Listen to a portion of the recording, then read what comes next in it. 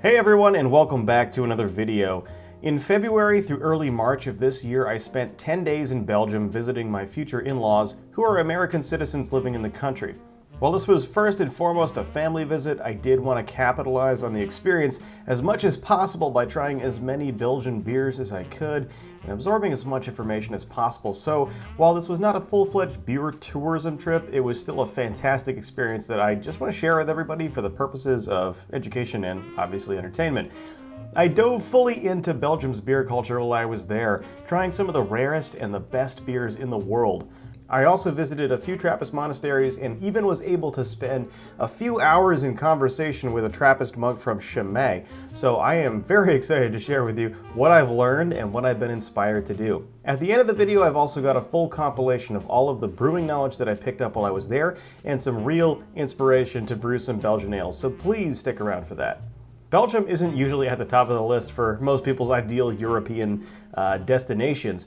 It's often overlooked in favor of the food of Italy, the art of France, the mountains of Germany, the beaches of Greece, etc., etc. But it does have a very rich history and a unique beer culture. And as a brewer and a lover of both beer and history, it is a phenomenal destination that I would highly recommend. Belgium is nestled between Germany, France, and the Netherlands. And due to its placement, it has been the site of many key events in European history for millennia. In under 2 hours, one can drive from Leuven, the site of an important defeat of the Vikings in the 9th century, past Waterloo, where Napoleon's conquests were effectively ended in 1815, to the Ardennes forest, where the last German offensive of World War II was stopped in 1945. In the western part of the country, some of the heaviest fighting of the First World War took place, and the scars of the war are still visible on the landscape.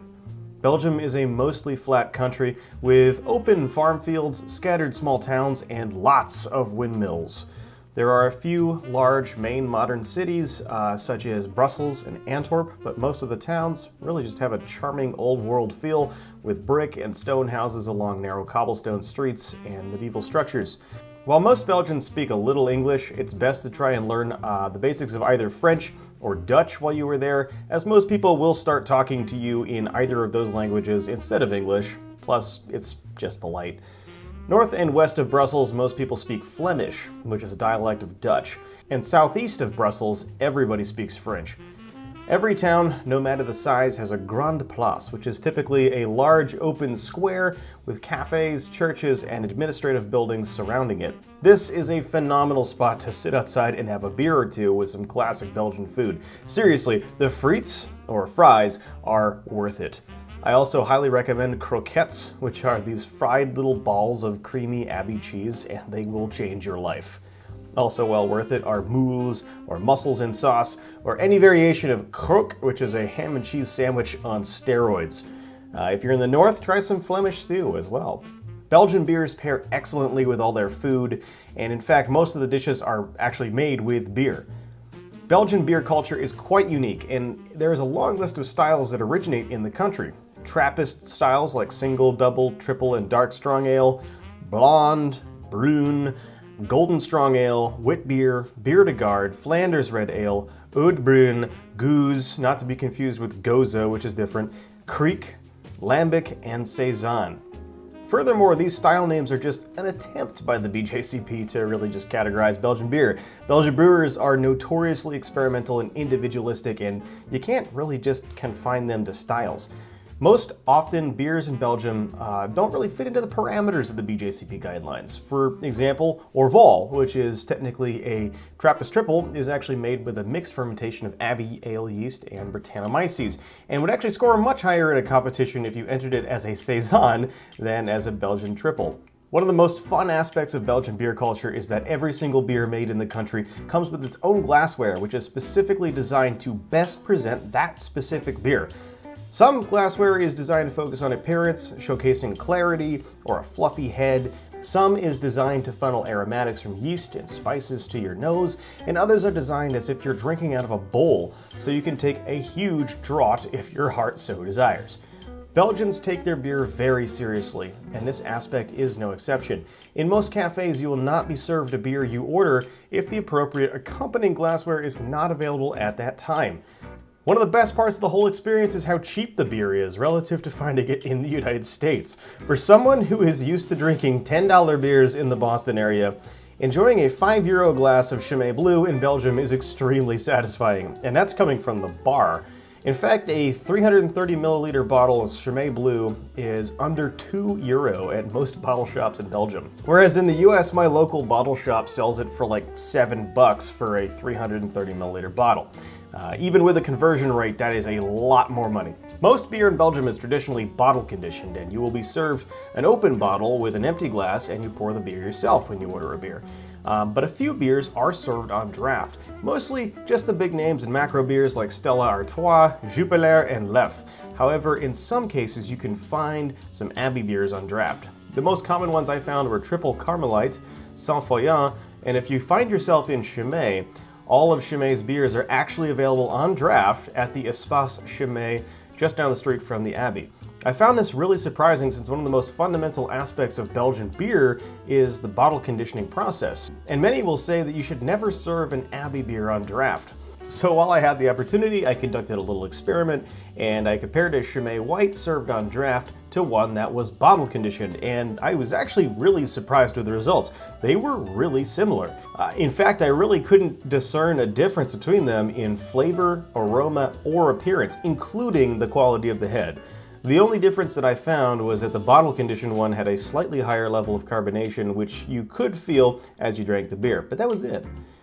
While I was at Chimay, of course I had the Chimay Red or Première, the White or 500, and the Blue or Grand Reserve, which are their double, triple, and dark strong ales respectively. But since I was right next to the Abbey, I also got the chance to try a few extra beers that are very, very hard to find anywhere else. The first was Chimay Gold, or Doré, which is the beer the monks actually intend for themselves as a potter's beer. It is the simplest and the lowest in alcohol of all of them, and it seemed to me like it was a wit beer made with Abbey ale yeast. And if that's the case, it was simply the best wit beer I have ever had in my entire life. Second was Chimay Green, or Saint-Cinquante, which is a brand new beer which was brewed for the 150th anniversary of Chimay's brewing at the Scormont Abbey in 2021. And it was an excellent, dry, golden strong ale which seemed to me to be spiced with coriander, although I couldn't tell if it was from the yeast or not. Thirdly, I tried a 2019 Chimay Grand Reserve which was aged in oak barrels, and that was a phenomenal beer which took the already impressive Chimay Blue to a brand new level of complexity. So I happily gave Chimay a ton of my money, and I bought some 750 milliliter bottles of both of those to bring back to the States with me. One note, if you visit the Abbey, I highly recommend the Espace Chimay for lodging. The bottom floor is a restaurant serving great food with all the aforementioned Chimay beers and cheeses, and the upstairs is actually a little hotel. So if an evening of drinking 10% beers downstairs catches up to you, all you have to do is make it up the stairs to your room. Oh, and the minibar in the room has all of the Chimay beers and glassware for you to just take home with you if you want. The next day, I had a great opportunity to tour the Scormont Abbey grounds and speak with the Trappist monk, Father Jacques. The conversation was very enlightening, and I learned a lot about monastic brewing and monastic principles. Monastic brewing has been happening ever since the Middle Ages. The typical story is that beer was safer to drink than water at the time due to the plague, and it was largely the drink of choice. However, it was more than likely just a very low ABV table beer. Monks brewed beer at the time since they were obligated to provide food and drink for travelers who came through, and beer is what most people drank. Ever since then, monks have been brewing beer, and as they are exceptionally sustainable and self-sufficient, they grew their own barley and hops, and then they gradually began to improve the quality of their beer until it was basically at legendary status. Chimay's Scormont Abbey is an exceptionally peaceful place just outside the Ardennes forest. Just like other abbeys, the monks produce beer and cheese, which they sell to raise money for the abbey primarily. However, Chimay's beer is the most popular and widely distributed of the 6 Belgian Trappist monasteries by a long shot, so they make significantly more money than the other monasteries. Despite that, well more than half of their profits actually end up being donated to those in need or to help support their order, other abbeys, and the local town. Currently, there are only 14 monks at Chimay. In regards to brewing, their role is very much just supervisory. Chimay has over 500 employees that actually handle the supply chain, brewing, packaging, and distribution of the beer, while the monks are really just there to make sure that everything is just kind of happening properly. Unfortunately, Chimay wasn't allowing anybody to enter the brewery on the time I visited, likely due to COVID concerns, so I was unable to actually see the operation, but there is plenty of video evidence of that, specifically on Chimay's YouTube channel, so if you want to check that out, go check that out. Regardless, I was extremely happy to have the opportunity to talk with Frère Jacques and to taste some incredible Chimay beer right at the source. Chimay was not the only Trappist monastery I visited, though. I also got the chance to go to the Saint-Sixtus Abbey in West-Vleteren. This is one of the oldest Trappist monasteries in the country and is perhaps the most exclusive. Their beer is only available for pickup from their gift shop a few days each week, and they almost always run out before the day is up, making it very hard to acquire. However, if you don't manage to pick up your beer from the shop, you can drink their beer at the cafe while it's open, which is exactly what we did. We didn't make it in time to get any of the blonde at the shop, but we got a bunch of the 12, which is their dark strong ale, and routinely is voted as one of the top 5 beers in the world every single year. Of course, we stuck around the gift shop to enjoy the other beers that we couldn't take back with us, such as the 6 of the blonde and the 8, their double. Let me tell you, the 8 was fantastic.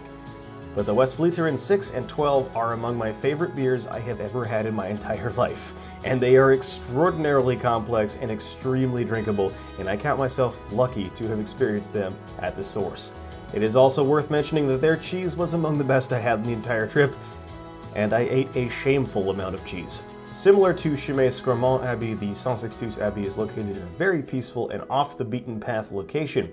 It is just outside of Ypres in Flanders, and after you leave the highway, it takes 20 minutes of driving down single-lane farm roads, dodging chickens, cattle, tractors, and old men on bicycles. Very much like Treehouse Brewing in Massachusetts, beer fans will line up outside the gift shop to take crates of beer with them home, often leaving empty-handed as the beer runs out. However, one very important distinction should be made here. While West-Vleteren and other monasteries do profit off of their beer sales, they are not really all that concerned with beer sales. They are monasteries first and foremost, and breweries secondly. Therefore, they make however much they want to make, and they choose not to keep up with demand, which in my opinion makes their beer that much better and more special. If they were operating like a for-profit commercial brewery, they would have expanded significantly by now and started to change their beer, but instead they have kept their beer at a world-class level and have kept the monastery as the priority, and I think there is something extremely pure about that. There are 6 beer-brewing Trappist monasteries in Belgium: Chimay, West-Vleteren, Westmalle, Orval, Rochefort, and Akel. I was fortunate enough to try beer from all of them, but they only make up a handful of the over 3,000 beers available in Belgium. However, there are a significantly larger number of similar quality beers to the Trappists in a category known as Abbey beers. Some of these, such as Val-Dieu, are still made by monks. They are just simply not Cistercian Trappist monks. But most Abbey beers fall into a slightly different situation. They were at one time functioning brewing monasteries, but have since transitioned into full-on production breweries. Some good examples of this are Maredsous, Saint-Foillan, and Saint-Bonadus. While these beers may not necessarily all be made by monks, they certainly still taste like they are, and they largely use the same brewing principles and are still well worth trying. I focused my beer tastings this trip largely on Trappist and Abbey beers, and still didn't even make a dent in all of the beers available in Belgium. But that's mostly because Trappist and Abbey styles are really just my favorites of the bunch. As I mentioned before, there are a number of non-Trappist and non-Abbey styles of mixed and wild fermentation beers that are all over the country, including some incredibly complex Gueuze and Lambic style beers in Flanders. And I got a chance to try both Timmermans Gueuze and Oud Bruin while I was in Bruges. Belgian sour beers are not simply kettle sours or Philly sours that are done in a week or two, but rather are made the hard way with mixed culture fermentations that take years to complete, and then are blended with newer batches of the same beer or with totally different beers that creates something extraordinarily complex at the end. And whether you like sour beers or not, the process is really worthy of respect, and it is truly fascinating. Since I focused on the Abbey beers this trip, I didn't get to try too many of these kinds of beers, but I will be putting a lot more effort into these categories the next time when I visit. So now I would like to provide the so what for brewers who are watching this video. This video is more than just a trip report. So here is a compilation of the knowledge and brewing principles that I've picked up related to brewing Trappist and Abbey style beers. These beers were developed by monks, and if there is one thing that screams monastic principles, it is simplicity. Simplicity in design and simplicity in execution. The monks do not overcomplicate any aspect of their lives, so why would their beer be complicated? I don't think their dark strong ales contain 10 malts and sugars, and they aren't adding weird things to their beers to get extra flavors. Sometimes, very rarely, they will add a little bit of spice to their beers, but only just enough to accent the beer, never to throw the balance off. As Stan Hieronymus says, if you can confidently identify that a spice has been added to the beer, it's probably too much. So keep simplicity in mind as you're developing your Belgian ale recipes. Secondly, local ingredients are used by the monks. Most are sourcing their malt from dingemans, making their own candy sugar, and using local Goldings hops that are grown in Belgium. It is important to use Belgian malts, high-quality candy sugar, and European hops when making these beers. Hops such as Styrian Goldings, Hallertau, and Saaz are all good choices, or Magnum to bitter. If the beer is lighter in color, typically it's going to be hopped to a higher level than the darker ones, which are a little bit more malty. For their water, all the monasteries are using largely balanced water profiles with high bicarbonate levels, which is very good brewing water. They do treat their water though before brewing with it, and they are not really massively modifying it like you might for something like an American IPA. These beers don't need that sort of thing. A light and balanced water profile will likely be better for brewing these beers than a heavy malt-biased one. The mash should really be a step mash. That is really the only way to get such a light-bodied beer with a huge level of head retention and quality with a high alcohol level as well. And this technique is used by virtually all of the Belgian breweries. You can still get away with a single temperature rest, but it should be a very low and very long rest to create as fermentable of a wort as possible. And you probably aren't going to end up getting that head quality and lacing that you would get if you did a step mash. Lastly, Trappist yeasts are all readily available for the home brewer. So West Vleteren and West Mall both use the same yeast, which is available as Yeast 3787 Trappist High Gravity, WLP 530 Abbey yeast, or Imperial Triple Double. Chimay's yeast is available as Yeast 1214 Belgian Abbey Ale, WLP 500 Trappist Ale, Imperial Monastic, or Fermentis T58. Rochefort is available as Yeast 1762 Belgian Abbey 2, or WLP 540 Abbey Ale 4. I'm not quite sure of Ockel's strains or of Orval's, but Orval's can be sort of approximated by pitching a Bretbruck strain with an Abbey strain. If dry yeast is your preference, Fermentis T58 dry yeast or Lallemand Abbey Ale are great options for any of these beers. Of course, there's also plenty of other Belgian brewers' yeasts that are available for home brewers, such as La Chouffe, whose strain is available as Yeast 3522 Ardennes, WLP 550 Belgian Ale, and Imperial Gnome. Duvel's strain is Yeast 1388 Belgian Strong Ale, WLP 570 Belgian Golden Ale. DuPont's strain is Yeast 3724 Belgian Saison, or WLP 565 Saison Ale. And Hoegaarden's Witbier strain is Yeast 3944 WLP 400 Belgian Wit, or Imperial Whiteout. When making Abbey beers, one should really ensure that they understand the temperature capabilities of the yeast that they use. Some Abbey brewers will push their yeast to the absolute edge of the temperature range, and some will let them only get a little bit warmer. All of them, though, do seem to incorporate some sort of ramping schedule or free rise in the fermentation, some getting even as hot as 85 degrees Fahrenheit. I think I will be incorporating some of these ideas into my Abbey Ale fermentations in the future, but if so, I am going to pitch a lot of extra yeast to help clean up all of those fusel alcohols that will be produced. If the fusels successfully get converted into esters, then the beer will be much more complex and flavorful, and if not, it could taste pretty awful. Most Abbey beers seem to have a pretty fast primary fermentation, pitching a ton of yeast cold, letting it free rise to a high temperature, and then completing its primary fermentation in about a week. After this, they're cold conditioned and lagered for a short period of time, usually only a few weeks. And after this stage, then they are bottled with fresh yeast and sugar being added to the bottle, and then they are bottle conditioned, or as they say, re-fermented, which happens warm and for about 3 to 4 weeks. And after that, they are ready to serve. This is the schedule that I would recommend following, since it seems to be pretty much the norm. There's a little bit of a fluctuation depending on the beer style, but it's not too hard to replicate for yourself. Now, I'm going to be kegging my beer probably, but I am going to treat the keg like it's a big bottle, and I will follow the same exact conditioning regimen in the keg, and hopefully that gets us pretty much where we need to be. For some more details about Belgian beer culture, Trappists, Abbey brewing, and stuff like that, I really do recommend reading Brew Like a Monk by Stan Hieronymus from cover to cover. I read it a second time in anticipation of this trip, and it really helped me prepare for the experience, and it allowed me to kind of appreciate the beers a little bit more as I drank them. And yes, I have been exceptionally motivated to brew some more Belgian beers, so my intention is to do a series of non-sour Belgian beers over the next several months. The Kvike series will still be happening as well, but I can't resist applying all the knowledge that I've learned, so please look out for some of those beers coming out in the future. And once again, I highly recommend visiting Belgium for more reasons than just the beer. I had a phenomenal experience, and it is a beautiful country with a lot to offer. We saw the beautiful 15th century cathedral at Mons, and drank beer at the Grand Place in Mons, and also traveled to the charming town of Chimay, spent time in Bastogne, which is a really fun town, visited the Bastogne War Museum, and also drove south to spend a few days in Paris and drank a whole bunch of Bordeaux. Then we headed north to West Vleteren and spent lots of time there. Then we went to one of the coolest zoos I've ever been to in Paradisa, where a lemur decided to jump on my head. That was awesome. And then we visited the stunning 13th century city of Bruges, which is one of the only European cities left untouched by both world wars. And there is a tremendous amount of medieval buildings in that city. It is a gorgeous place to be. If you ever get the opportunity to go to this country, it's really well worth it, and I'm very happy I got the chance to. Thank you for sticking around and listening to me. So here is a montage of every beer I tried on this trip, so please enjoy.